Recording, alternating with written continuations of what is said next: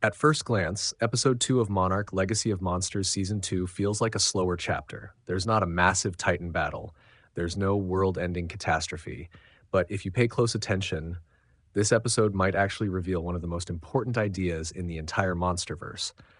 Because for the first time, the show hints that Titans might not just be random giant creatures roaming the planet. Instead, they might be part of something much bigger, an ancient ecosystem where every Titan plays a role in maintaining the balance of the world.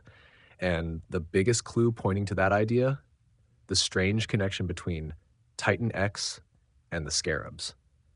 But that's not the only thing Episode 2 sets up. We also see deeper emotional tension between Shaw and Keiko, a major shift inside the Monarch organization, and several clues that the Monsterverse might be heading toward a much larger mystery about how Titans actually function.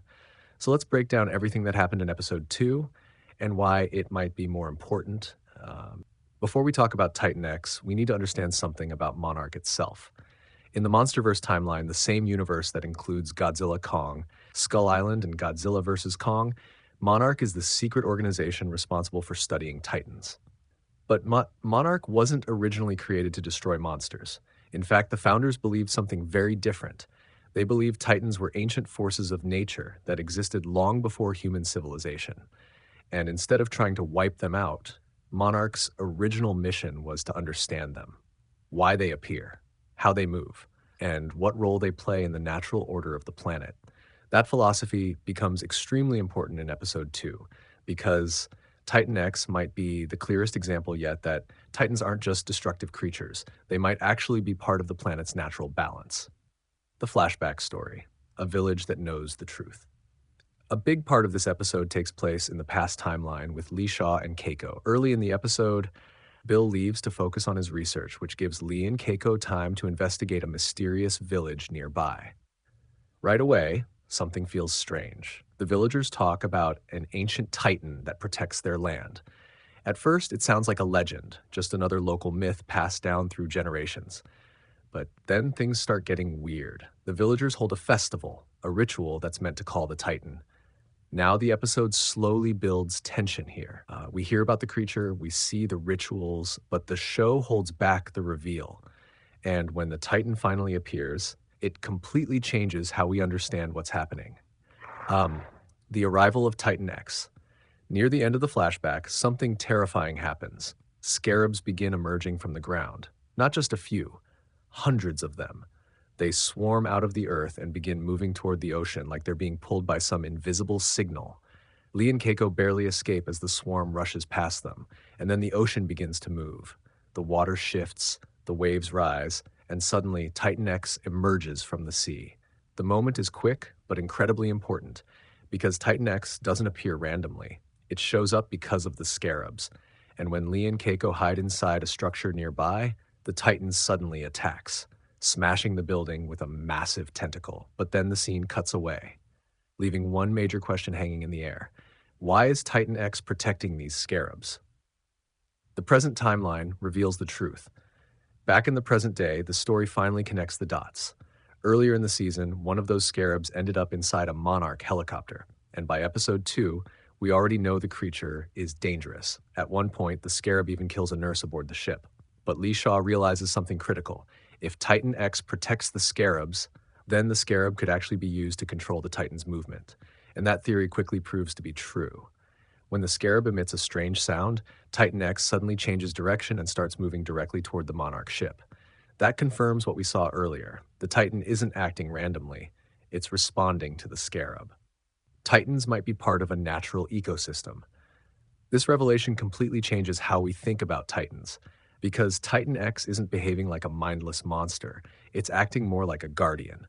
In real ecosystems, there are animals called keystone species, creatures that maintain balance in their environment. For example, certain predators keep prey populations under control. Without them, the entire ecosystem can collapse. Titan X might be serving a similar purpose. The Scarabs rely on the Titan, and the Titan protects them. If that relationship disappears, the balance of their ecosystem could be disrupted. And that idea fits perfectly with Monarch's original belief that Titans are not just monsters, they're ancient forces tied directly to the health of the planet. Lee Shaw's dangerous plan. One of the most intense moments of the episode comes when Lee Shaw decides to test this theory. He uses the scarab as bait. Lee lures Titan X toward a boat, hoping to redirect the creature away from the Monarch team. But things almost go wrong. Titan X is moving much faster than expected, and for a moment, it looks like Lee might not survive. At the very last second, he throws the scarab into the ocean. The Titan instantly dives after it, and just like that, Lee is saved. What makes this scene so interesting is what happens next. Once the scarab is gone, Titan X completely ignores Lee, which proves something important. The Titan isn't trying to hunt humans, it's only focused on protecting the scarabs. The emotional story, Lee and Keiko. While the Titan mystery is fascinating, the episode also continues building one of the show's most emotional storylines, the complicated relationship between Lee Shaw and Keiko. Even though Keiko is married to Bill, it's becoming increasingly clear that her connection with Lee never fully disappeared. The festival scene in the village brings those feelings back. There's even a moment where the two remember the kiss they once shared.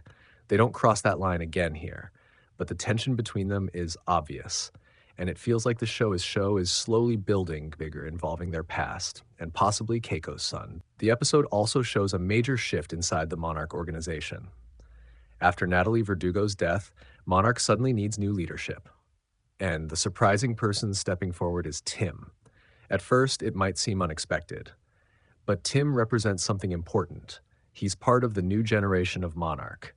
He understands the original mission, studying Titans and protecting the natural balance, but he also understands the modern world and the new threats Titans could bring.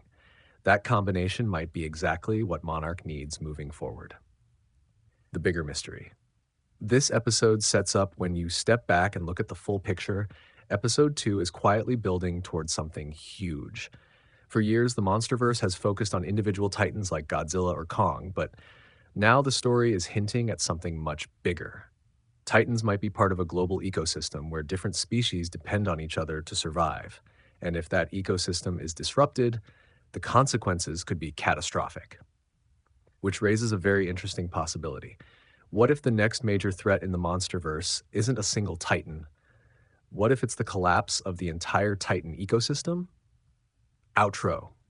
So while episode 2 of Monarch Legacy of Monsters might seem quieter compared to other episodes, it might actually be one of the most important chapters for the future of the Monsterverse. It introduces Titan X. It reveals the mysterious Scarab connection, and it shows Monarch entering a brand new era. But the biggest mystery is still ahead, because if Titans really are part of a massive ecosystem, then disturbing that balance could unleash something far more dangerous than we've seen before. And that might be exactly where this story is heading.